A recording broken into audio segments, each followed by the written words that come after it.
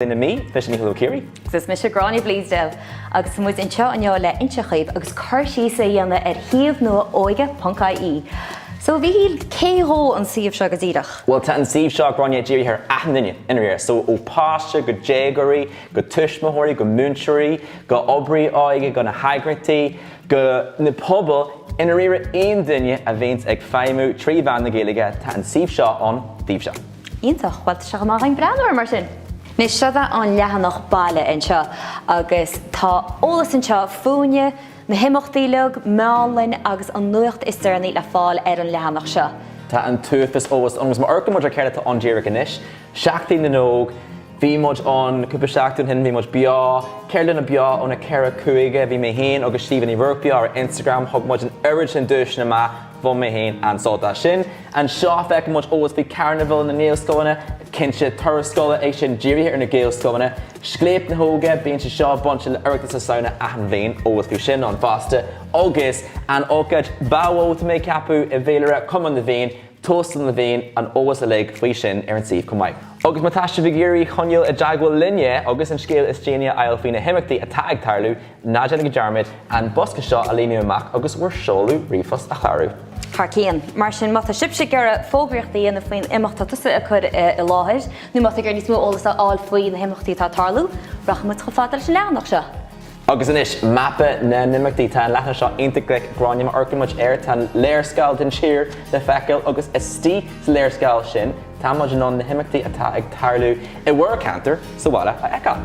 Íontach, so má bheanaí muid anseo tá lista go na himachtaí a lug le feiceáil anseo, so is féidir leat iad a chuardach agus bé na dátaí ar fád agus be se seo lá go béil go gad is tásúlaing agus chomáile sin má tá tusa ag ar fógraíochtaí dhéanana go de imacht hain. Is féidir leat a fógraíochta a dhéanana ar do imacht, is féidir leat na somníor fád a chur a seachan seo, tedal an imachta, an ionad, an airchód agus nar chudann tusa an airchód a seachan tucha se sin sus ar a mappa agus be chulaganna anán a sinna amsú an sin.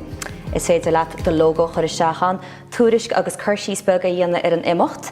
Chomáile sin tá is féidir leat na sunnaí teagháil ar fád a chur seachan, an dáta tá siúil, na thuirintí tá siúil agus más róbáisiú cos le míhall ní bhéh tú ná an scáil seo úsáid fearir. Mar sin se chamáin go le ráithchuig na hagrachtaí is na grúpií ar fád atá le feiceáil agus le fáil ar an siomh seo. Mata sib ag glár grúpaí nó agrachtaí a bhíonn feimú trí bhean na Gaeilge is féidir iad ar fád álann seo, tá lista fád a chobar fád agus ní leirb ach breanúm seo.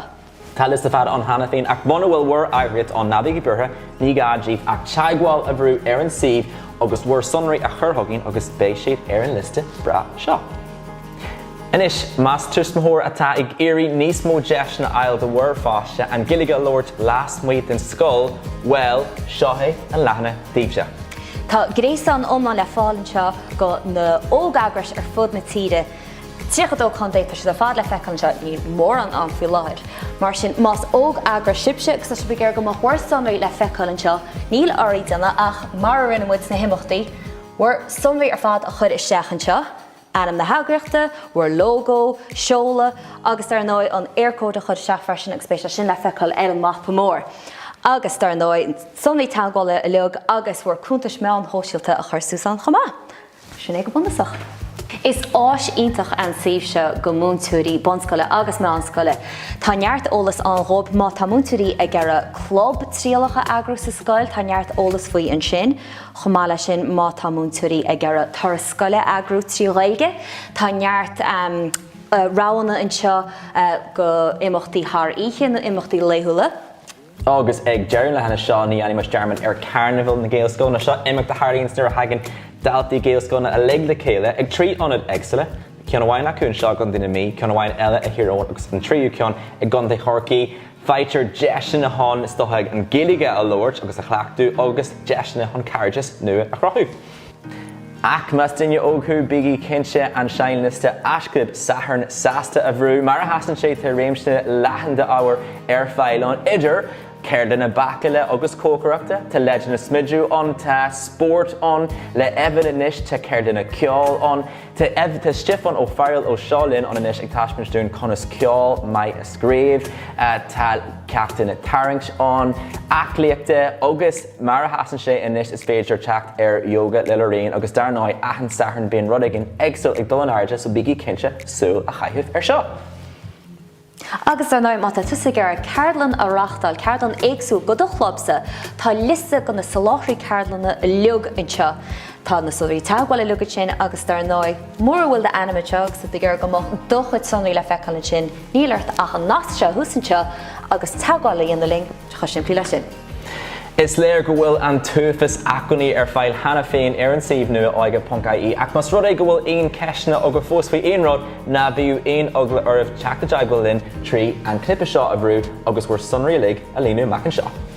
Is siomh do chréite atá anseo, tá deisina agus achhaní den sco agus tá si ar fád chuoibse, mar sin bí cínta go tibh chlárúling go tibh chur mhór sonraí ar fád suas anseo leis na himachtaí agus na clubbanna agus na heagrachtaí ar fád, anas go mé chulagan na tíocht ar an ábhar ionintach se. Tá mu gur buchas mór a ghacha le fars na Gaeilge agus le cuman na bhíon a chur an siomh ionintach se ar fáil agus tásúlam go manisibh úsáideas agus go manisibh soltas. Go ddíra gé, tá muidir bís go bhfuil an saomh nua Óige.ie seolta go háfaiciúil ógin inis feici mud sibh ar lína.